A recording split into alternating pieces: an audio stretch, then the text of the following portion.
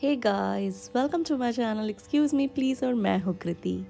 आज आपको लेकर जा रही हूँ कोटेश्वर मंदिर में, जो कि नारायण सरोवर से सिर्फ 4 किलोमीटर की दूरी पर है। कोटेश्वर एक छोटा सा गांव है और एक प्राचीन शिव मंदिर का स्थान है। यह गुजरात के कच्छ जिले के पश्चिम में कोरी क्रीक के मुहाने के पास स्थित है।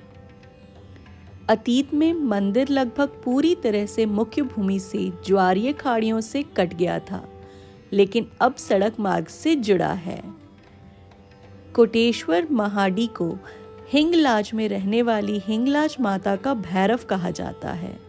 इसलिए पुण्य भक्तों को हिंगलाज माता के दर्शन करने के बाद कोटेश्वर जाने की सलाह दी जाती है। कोटेश्वर का शाब्दिक अर्थ है 10 करोड़ देवता। चलिए अब कुछ इतिहास जानते हैं। इस जगह का सबसे पहला उल्लेख चीनी यात्री ह्वेन सियांग के लेखन में पाया जा सकता है। ह्वेन सियांग ने इसका उल्लेख कच्छ के सिंधु नदी और महान महासागर के करीब देश की पश्चिमी सीमा पर स्थित कीत्सी शिफालो के रूप में किया है। ह्यून एन सियांग के अनुसार कोटेश्वर बंदरगाह सिंधु नदी के मुहाने के पास सीमा में 5 मील की दूरी पर था। लगभग 5000 भिक्षुओं के साथ 80 मठ थे, जिनमें मुख्य रूप से समितियों के स्कूल थे।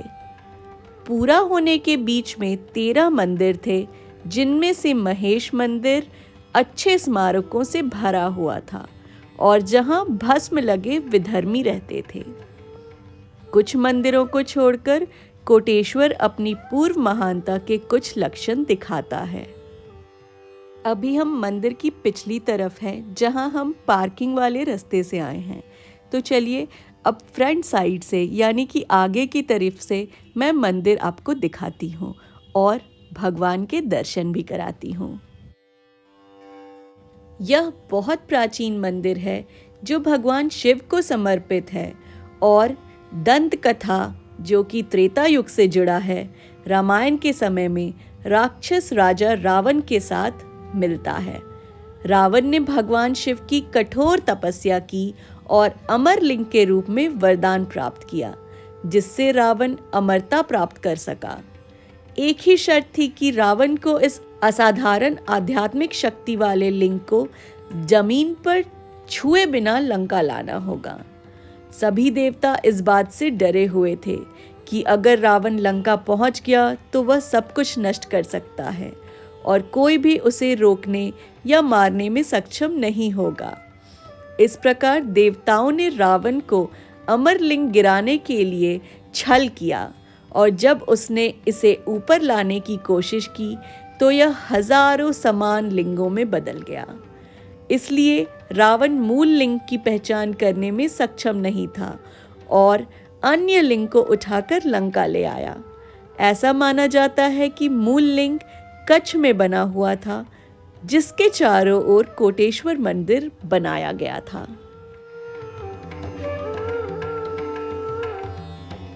ऐसा माना जाता है कि सदियों पहले बना मूल मंदिर नष्ट हो गया था।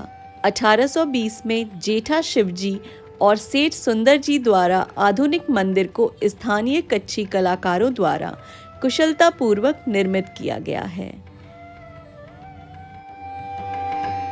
ये है मंदिर का सामने का रास्ता, जहां पर कई दुकानें हैं।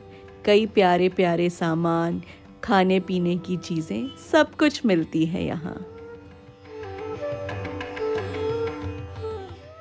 पश्चिमी कच्छ में रेगिस्तान के विस्तार की यात्रा करने के बाद आप कोटेश्वर मंदिर को एक ऐसा स्थान पर पाते हैं जहां शुष्क भूमि की विशालता समुद्र की अतुलनीय विशालता से मिलती है। इतनी बंजर जमीन के बाद समंदर का नज़ारा आपके हौसले जगा देगा। हालांकि समुद्र मनुष्यों के लिए और भी कम मेहमान नवाज है, यह एक गंभीर विचार है। भारत की सबसे पश्चिमी सीमा पर मानव निर्माण की अंतिम चौकी कोटेश्वर मंदिर का बिंदु एकमात्र बिंदु है जो क्षितिज को सपाट पूरे क्षितिज से पूर्व की ओर और विस्तृत नीले क्षितिज को पश्चिम की ओर तोड़ता है। द्वारका में मंदिर की तरह पर्यटकों से नहीं, कोटेश्वर शून्यता पर चिंतन करने के लिए अनुकूल है। पृथ्वी पर मानवता के स्थान पर विचार करता है और अंततः आध्यात्मिक परंपराओं के बारे में क्या नहीं है। दंतकथा के अनुसार अमरलिंग 1 करोड़ असमान भागों में विभाजित हो गया था। इसी प्रकार यह कोटेश्वर के नाम से प्रसिद्ध है। यह भी कहा जाता है कि इस मंदिर से रात में पाकिस्तान के कराची से रोशनी देखी जा सकती है। कई लोग इसीलिए यहाँ रात को भी आना पसंद करते हैं।